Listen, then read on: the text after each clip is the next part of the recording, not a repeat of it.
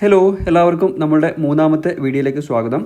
Previous questions discuss ചെയ്യുന്ന ഒരു സെഷനാണിത്. നമുക്കൊരു കൊച്ചു ക്വസ്റ്റ്യനാണ്. എന്താണ് ക്വസ്റ്റ്യൻ എന്ന് നോക്കിക്കഴിഞ്ഞാൽ 1950 ജനുവരി 26 ഭരണഘടന നിലവിൽ വരുമ്പോൾ 8 ഷെഡ്യൂളുകൾ ആണ് ഉണ്ടായിരുന്നത്. ഷെഡ്യൂൾ എന്ന് വെച്ചാൽ എന്താണ്? പട്ടിക. ഓക്കെ, ഇപ്പോൾ എത്ര ഷെഡ്യൂളുകൾ ഉണ്ട് എന്നുള്ളതാണ് ക്വസ്റ്റ്യൻ. ഇപ്പോൾ ഓപ്ഷൻ തന്നിട്ടുണ്ട് 11, 13, 9, 12 എന്നിവ. ഓക്കെ, അപ്പോൾ എന്താണ് കറക്റ്റായിട്ടുള്ള ആൻസർ?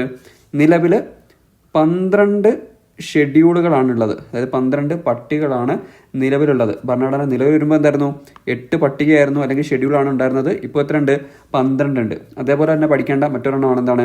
ഭാഗങ്ങൾ, അല്ലെങ്കിൽ ഇംഗ്ലീഷ് എന്താണ്? പാർട്ട്. ഓക്കെ, ഭരണഘടന നിലവിൽ വരുമ്പോൾ 22 പാർട്ടാണ് ഉണ്ടായിരുന്നത്. ഇപ്പോൾ എത്ര ഉണ്ട്?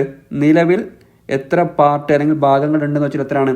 നിലവിൽ 25 ഭാഗങ്ങളാണ് ഉണ്ടായിരുന്നത്. ഇനി ചോദിക്കാൻ പറ്റിയ വേറെ ക്വസ്റ്റ്യനാണ് എന്ത്? ഈ നമ്മുടെ ഭരണഘടന നിലവിൽ വരുമ്പോൾ ഉണ്ടായിരുന്ന ആർട്ടിക്കിളുകളുടെ എണ്ണം.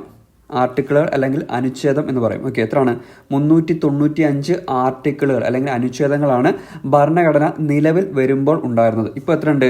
ഇപ്പോൾ നമുക്കത് കൺഫേം ആയിട്ട് പറയാൻ പറ്റില്ല, കാരണം ഓരോ അമെൻമെൻറ്റ് വരുമ്പോഴേക്കും ഒരു ആർട്ടിക്കിൾ ഉണ്ടാവും. അപ്പോൾ കൃത്യമായിട്ടൊരു എത്ര ആർട്ടിക്കിൾ ഉണ്ടെന്ന് നമുക്ക് പറയാൻ പറ്റില്ല.